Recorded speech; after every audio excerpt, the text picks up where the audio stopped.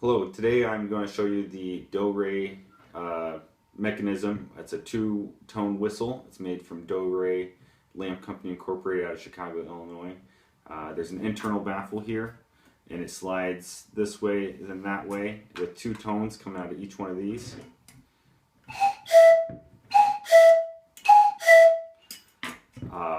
These are adjustable vertically, so you can change the pitch whichever way you like. The entire piece itself is mostly brass, yellow brass, non-magnetic. These two brackets on the bottom here are steel, where you could bolt it onto something. And the overall dimensions of this are about 14 inches, 13 inches by 5 to 6 inches, and it has a pretty emblem on the front here. And then if you look at the bottom, you can see the embossed Do-Ray emblem there.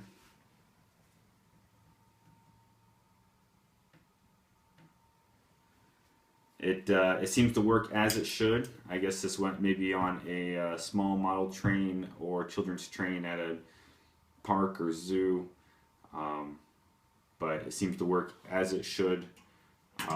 Normal wear and tear for this item has not been refurbished.